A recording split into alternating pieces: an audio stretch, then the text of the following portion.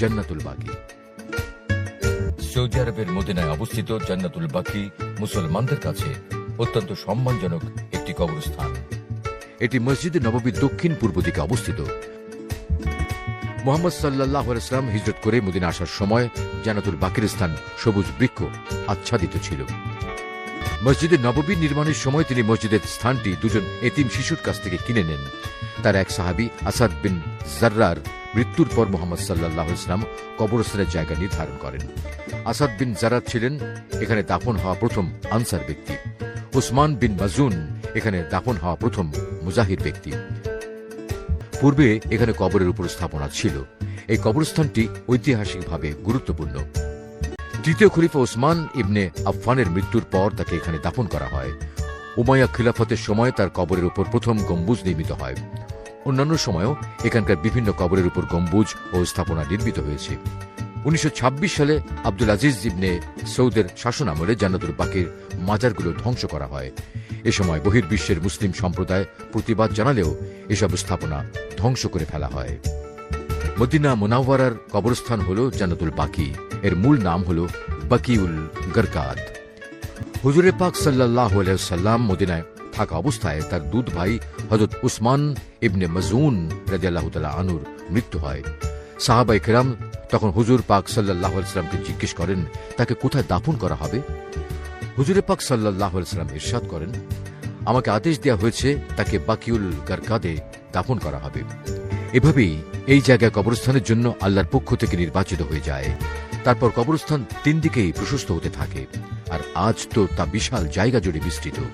এখানে মুহাম্মদ সাল্লাল্লাহু আলাইহি ওয়াসাল্লামের অনেক আত্মীয় ও সাহাবীকে দাফন করা হয়েছে।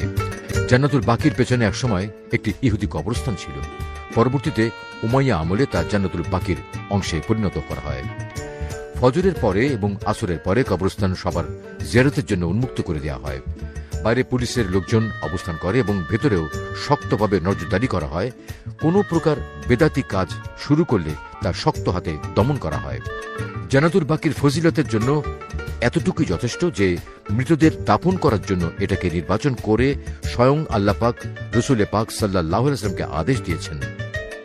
রসুল সাল্লাল্লাহু আলাইহি ওয়াসাল্লাম তার চাচি হযরত ফাতেমা বিনতে আসাদ, হযরত আলী রাদিয়াল্লাহু তাআলা আনহুর আম্মা, তাকেও এখানে দাফন করা হয়।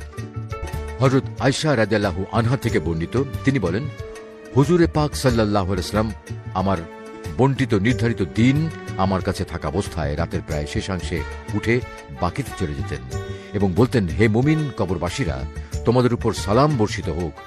কালই তোমরা তোমাদের প্রতিশ্রুত বস্তু পাচ্ছ। তোমরা কিয়ামতের জন্য বিলম্ব করছ।